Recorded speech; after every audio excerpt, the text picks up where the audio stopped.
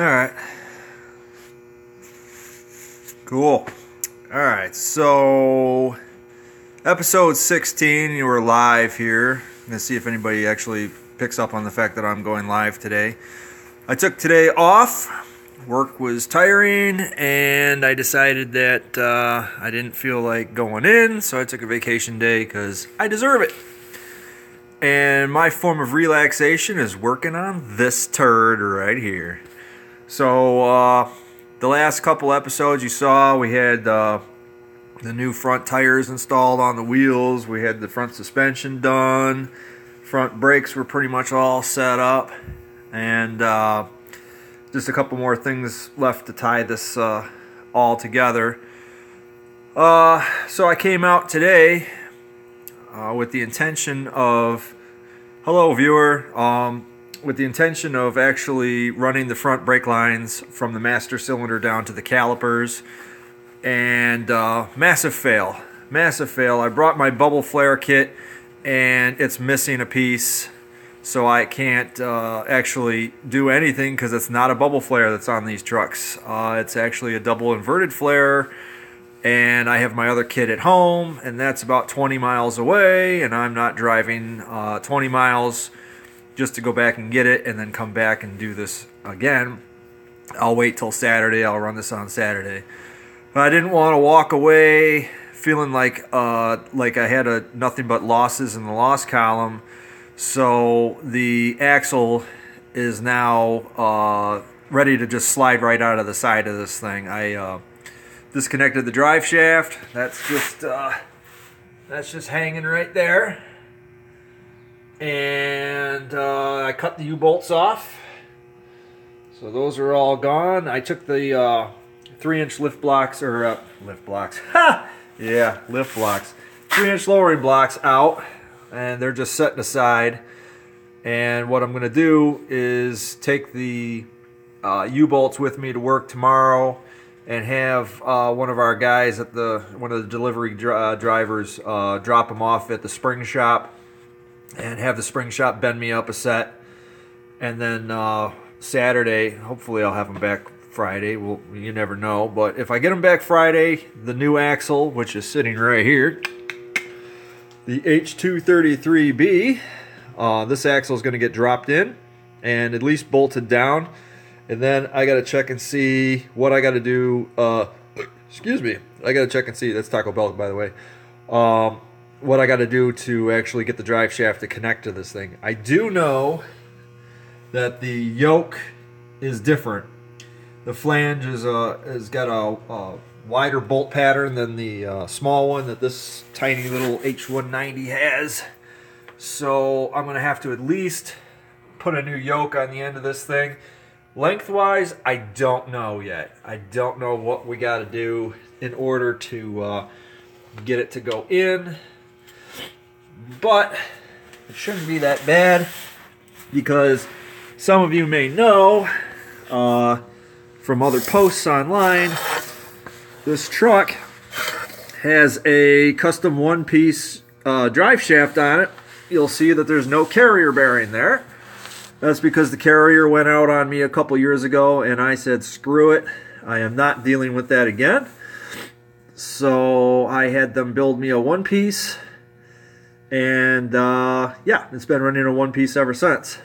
But it's running the narrower bolt spacing here, and the H233B is a little bit wider.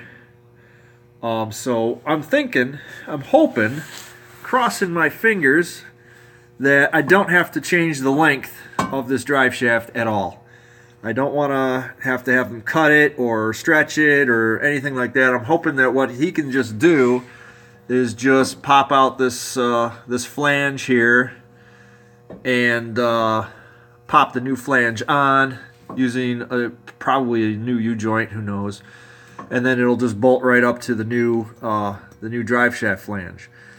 Now, anybody that has not been following this project, the whole reason that I am going through all this hassle with putting this new axle in is because this here, this H190 right here, is it's got 370 gears in the back, which is good. It's actually good for a 5-speed because this used to be an automatic truck.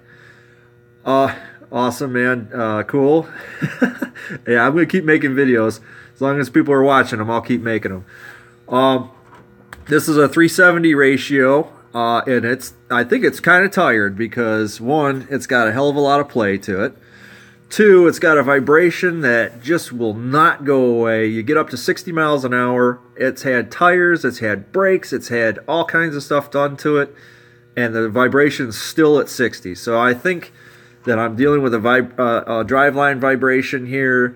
So rather than deal with rebuilding this and figuring out what's actually wrong with it, I said, you know, I've got that H233B that's been sitting around my house for years. That's in good shape, and I'm just going to pull it out and drop it in this beast. So the fun, actually it wasn't all that bad. The fun was actually cutting the U-bolts because they wouldn't back off. Obviously the nuts were pretty rusted on, so those were pretty explosive when they came apart. So I had to kind of put a face shield on and hide behind something and, you know, just hope that I didn't take my face off. What I did is cut the brake line here. This hose is a few years old. I've got a stainless braided hose that's going to go in its place. I'm just taking this whole thing out as a whole unit. Everything's going to go. And the H233B is just going to slide right in there.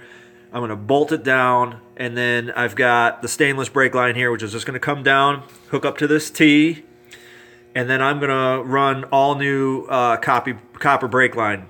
Because if you haven't noticed, yeah, that looks like garbage. I went to Advanced Auto and I just bought metric brake line at lengths that I thought would fit, and obviously my measurements were a little bit off. So these were pre-made lines. I had to kind of zigzag them and twist them around and do all this fancy stuff to get them to fit, and in the end they look terrible. So I figured now is a good time to just make the right size, the right length brake lines. I have the fittings, I have the copper brake line. I'm just gonna, you know, flare them, stick them in there, done. Now, can I feel the vibration in the shifter? Yes, I feel it all the way through the whole truck, but the shifter is the worst. You're driving around and the thing just vibrates, and it's consistent. It's always at 60 miles an hour. And I've put different tires on, different wheels on. I've replaced the brakes. The drive shaft was replaced, and nothing changed. Nothing changed at all. I assume that there's either a bad bearing going on in here, or the actual pumpkin itself is starting to grenade. There's a lot of play in it. I mean, there is definitely, you can turn this quite a bit before the you know, actual flange starts turning. So this thing may be cooked. It does have over 200,000 miles on it, and who knows what its history was. This was a work truck, so you could redo the rear end. Yeah, I would actually, if you don't have a replacement rear end, I would just send it out to a driveline shop and have them put bearings in it and set the lash on it and then give it back to you. If you pull the pumpkin and then you notice that there's like particles floating around in there, then yeah, that's going to change your game plan a little bit. Or if you find that an axle shaft has been damaged due to the fact that maybe a bearing has gone bad back here or whatnot. The bearings seem tight on this thing, which is why I'm like completely and totally like stumped as to why we have as much vibration as we do. And it's inconsistent. It would come and go. But it was more consistently there than consistently not. It got a little better when I put the Mickey Thompsons on the back of it. It was terrible when I had the 16s. I had the low profile 16s on this thing, and they were atrocious. And I mean, those tires were bad, those wheels were bad, everything contributed. But I figured that it would clean up a little bit when I got the new rear tires on it. Yeah, it didn't really. Got a little better, but it was still there. So we're not screwing around anymore. This guy is going in. I just gotta fill it up with diff fluid. I've got new brakes for it, and I'll give you guys a little secret mission that I've been on, a little side mission here. The brake drums for this particular H233B axle are no longer available. They're listed on Rock Auto at like $80 a piece for two-wheel drive, you know, heavy-duty brake drums, and I was like $80 a piece, and then said that there was a lead time, which tells me discontinued. Amazon was the same way. It didn't matter if you went Ray Bestis or Centric, all those numbers were discontinued. So I got a little creative here. One thing you should know about the early H233B axle, like this particular one, the later ones are different, but this particular one, the brake shoe setup is a carryover from the old 720 truck. Note for note, the same shoes, same springs, all that stuff. The problem lies in the fact that the H233B hub assembly, which this piece right here, this center ring here, is bigger than what the 720 had. So I couldn't just go ahead and buy 720 drums and slap them on there and call it a day. They wouldn't work. Unless I took the drums to a machine shop and had them open the hole up a little bit more. But what if I throw the balance off? What if it doesn't work? Then I can't return these drums. So I got to thinking a little bit. This H233B axle, I know I keep saying H233B axle, but we have so many floating around here, I just want to make sure that I'm talking about the right one. This particular one is the same as what the four-wheel drive Pathfinder was running at that time. So it kind of put a light bulb over my head, and I thought to myself, well, all the difference is that one's four-wheel and one's two-wheel. Let's see what the brake shoes and the brake drums come up as. So I got all the specifications for the two-wheel drive and the four-wheel drive, and I started going down the list and, you know, checking off what numbers matched and what numbers didn't match. And I found that the drums on the Pathfinder are exactly the same, except for one thing. They're machined out just a little bit on the inner lip by about 13 millimeters to allow a wider brake shoe. So the trucks, the two-wheel drive trucks, are running a 45 millimeter brake shoe for width. The Pathfinder's running a 60 millimeter brake shoe. But the difference in part numbers is 1. So these shoes here, these Ray Bestis rear shoes, these are 571 PGs. That's the part number for the two-wheel drive truck shoe. The Pathfinder is a 572 PG, but they run the same drums. So the light bulb went off in my head. I said, well, how much are the Pathfinder drums? Or how much are the Pathfinder shoes? And they came up at $24 or $26, somewhere in there. I think it was $24 shipped from Rock Auto. And they're available. And the drums are only $26 a piece shipped, as opposed to $80 for the two-wheel drive ones that are discontinued. So I bought these. These are the 45 millimeter shoes right here. But I looked at the pictures of the 60 millimeter shoes, and they have the exact same mount, the exact same spring layout. I mean, the whole thing is pretty much the same, except for the shoe is a little bit wider. Well, for $24, I'll risk $24 to find out that I can run 60 millimeter shoes in the back with the 60 millimeter drums. So what that will do for me is I'm getting factory big drums. I know everybody says go with the brake calipers and swap over. The problem is that the old H233B that we're dealing with has a different spline count than the later Pathfinders do. Yeah, I know. Everybody says the same thing. I know. You can go get a whole junkyard thing. Let me tell you something. After I sold all the parts on that truck, this sucker was free. and it's factory limited. I know it fits. I don't have to modify anything. I'd love to go with rear disc, but this is already here, and when I'm all said and done, this is $24 for the shoes, and what was it, $60 for everything shipped. So yeah, I couldn't really go wrong. 60 bucks, 80 bucks I think I have into it total. Yeah, drum brakes are archaic, old, but you know what, they're pretty reliable and pretty strong, because you know the heavy duty class 8 trucks are still running drum brakes all day long. And you know, when you think about it, this is already here. I'm not going to go out and, I didn't want to go out and buy another axle, especially when I've just figured that the limited slip works on it. When I took it apart, it's pretty clean inside. It just needs new oil, and I'm going to put a new breather on it. I haven't gotten to that yet, but that's coming. And all I have to do is put, you know, put a new yoke on the back, because the flange is a little bit bigger. Put the brakes on it, plumb the lines. I mean, I got everything that I needed for this thing, so I'm just gonna put it in there.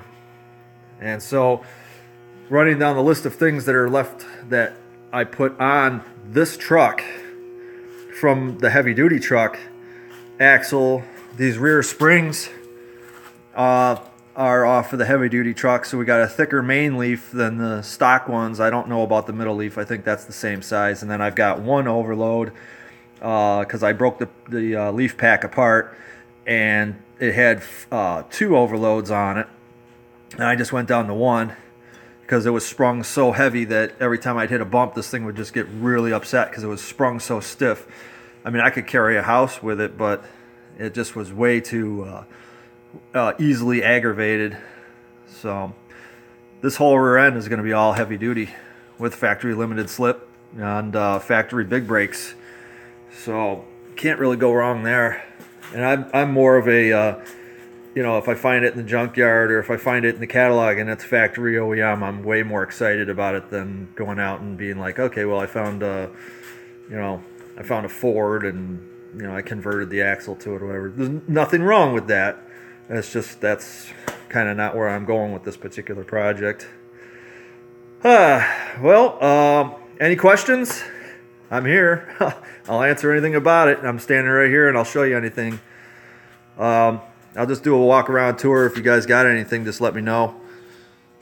As you can see, got the visor almost fully mounted, got the KC lights on there. That really looks awesome. What else do we got? I got some light today so I can actually show you guys what I've been doing.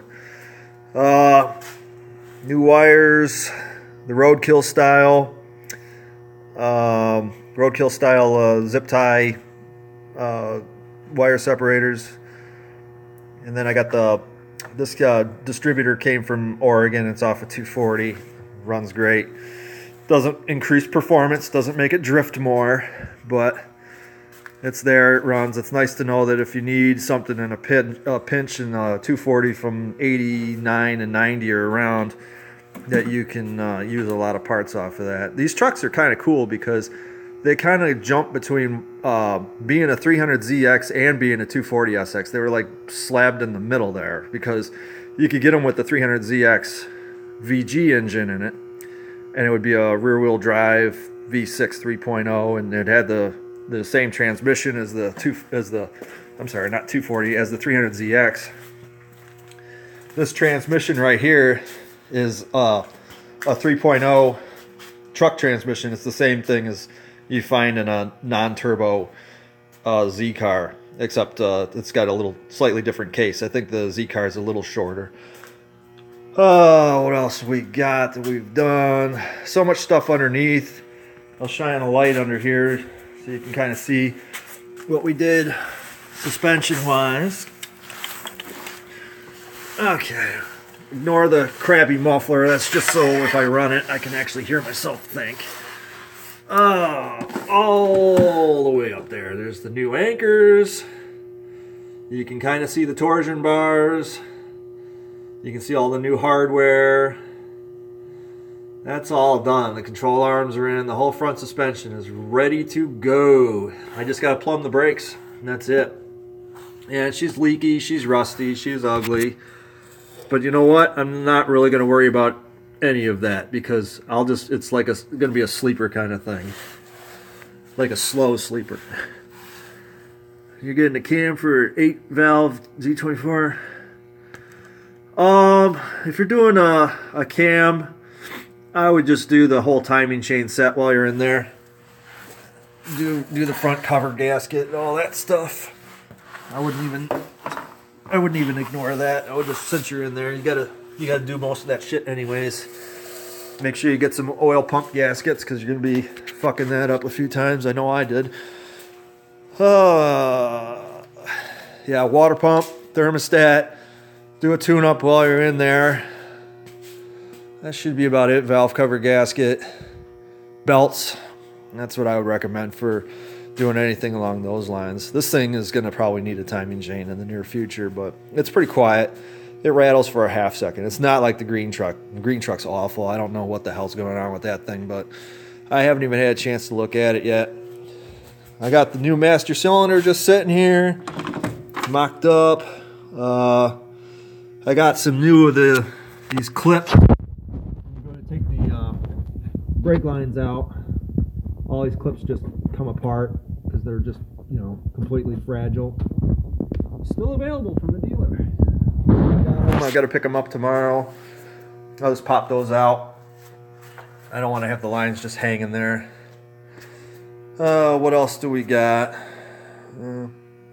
Anything in particular you guys want to see?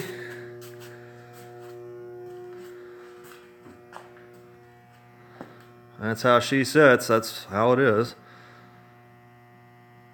Alright, well, I just wanted to show you guys that. The axle's going to come out on Saturday. I'm tired right now. I don't really feel like pulling it all the way out. It's completely loose. You can take it and flop it around. It's not even sitting on the pins anymore. So it's just kind of hanging out.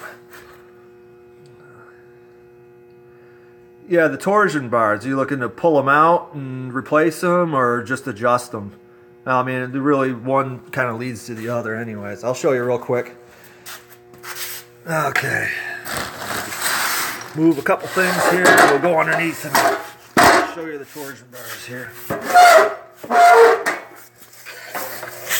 Alright. Guys, bear with me. I'm trying to get my fat ass under here. Well, camber, you can take out the shims on the upper control arms. There's two mounting bolts. You'll see that in one of the episodes of me doing that. There's two 22 millimeter bolts. You can back those out. There's usually shims between that and the control arm. You can take those out. That'll give you a little bit of camber. The rest of it comes from setting the ride height. So, to set the ride height, okay, yeah, sometimes that'll be the case, depending on how worn some things are up there.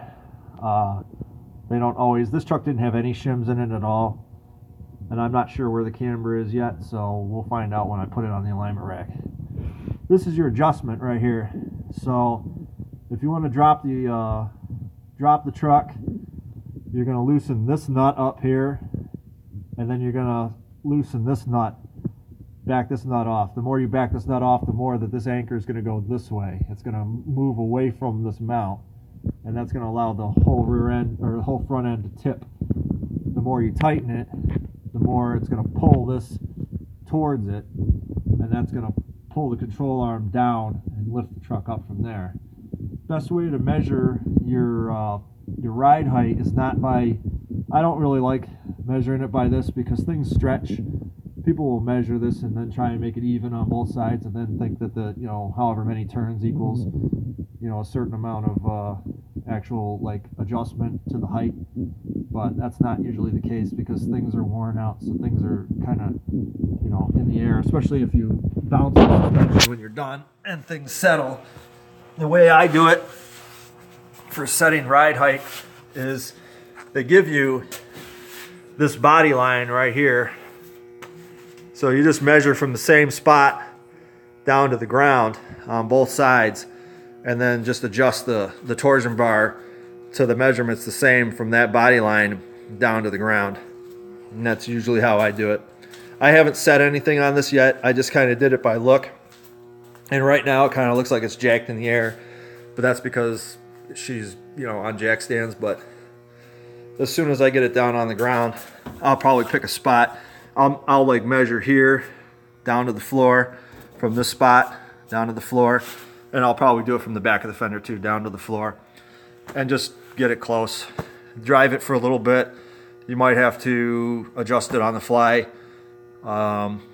Always, you know, I'll carry a jack with me if I'm doing it. If I know that's what I'm doing, I'll carry a jack with me and I'll just lift it up in a flat parking lot, make a minor adjustment, set it back down and drive it again.